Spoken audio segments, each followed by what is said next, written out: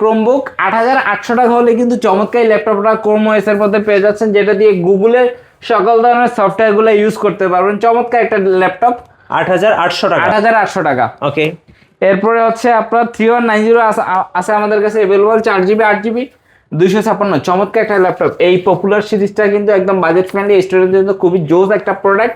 ডিসপ্লেটা দেখছেন খুবই সুন্দর, খুব স্ট্রং একটা ডিসপ্লে পেয়ে যাবেন। পুরো বডি রাবার কোটিং করা আছে, সো হাত থেকে পড়ে গেলে ভেঙে যাওয়ার চান্স নাই। একদমই কন্ডিশন কিন্তু ফুল ফ্রেশ। কোয়ান্টিটি আছে, দেখে নেওয়ার সুযোগ থাকবে।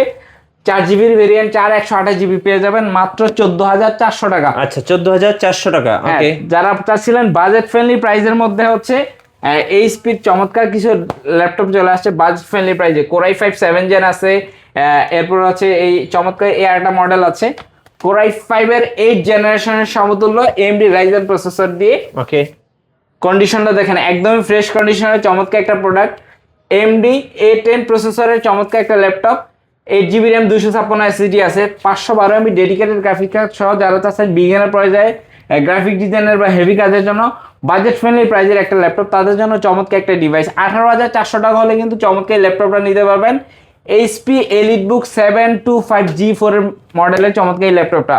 কোয়ান্টিটি আছে, দেখে নেওয়ার সুযোগটা থাকবে কোয়ালিটি রেখে আসলে। এরপরে ডেলের মধ্যে HPর মধ্যে কিন্তু 2-in-1 এই ল্যাপটপটা अवेलेबल।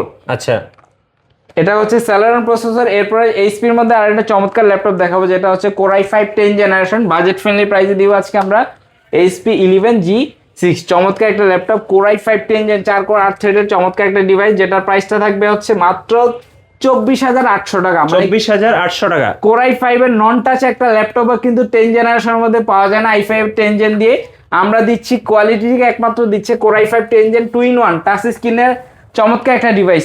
HP বিজনেস সিরিজের এই ল্যাপটপটা কিন্তু পেয়ে যাবেন মাত্র 24800 টাকা। পেয়ে যাবেন 31st নাইট অফারে কোয়ালিটি টেকে এবং সাথে কিন্তু 11টা গিফট জিতার কিন্তু সুযোগ আছে, সুযোগটা থাকবে ইনশাআল্লাহ।